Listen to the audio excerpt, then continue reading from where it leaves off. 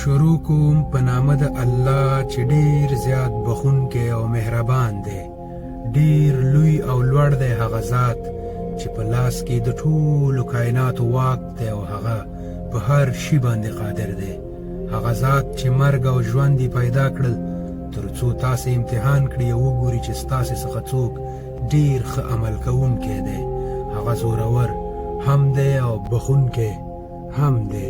هغه ذات چې یو د بل د پاسه یوه اسمانونه پیدا کړل، نو ای کتونکیه ته به د رحمان په پیدایښت کې هیڅ قسم بې ترتیبي ونه ویني.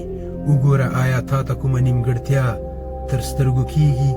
یو ځل بیا وګوره، سترګې دې واړوه راواړوه، ستا نظر به هر وارې تا ته ستړی ستومانه نامراده بیرته در ستون شي.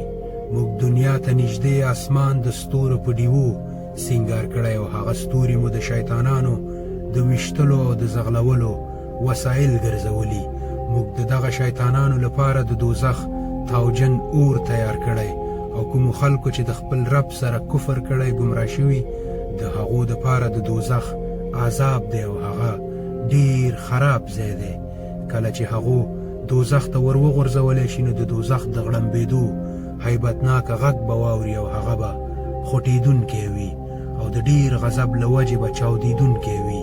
هر وارې چې به کومه ډله ورغورځول کیږي نو د دوزخ څارونکي به له هغو پوښتنه وکړي، آیا تاسې ته خبردارونکی نه و درغلی؟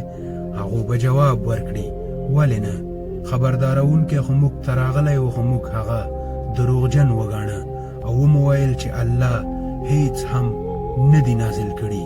ورته به وویل شي چې تاسې په لویه ګمراهۍ کې غورځېدلي یاست، لعنت دې وي پر تاسې.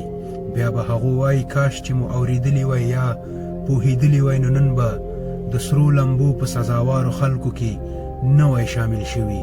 نو په دې ډول به هغو په خپله ګناه باندې په خپله اعتراف وکړي او د دغه دوزخیانو لپاره د الله تعالی د رحمت نه لرېوالی ده. او کوم خلک چې نه لیدلي د خپل رب څخه ډارېږي، په یقیني ډول د هغو دپاره بخښنه ده او لوی اجر دی. تاسې که پټې خبرې کوئ یا په لوړ آواز، د الله دپاره یکسان دي. هغه خو د زړونو په حال باندې پوهیږي. آیا هغه ونه پوهیږي چا چې پیدا کړي دي دا زړونه، په داسې حال کې چې هغه باریک لیدونکی او باخبر دی؟ السلام علیکم.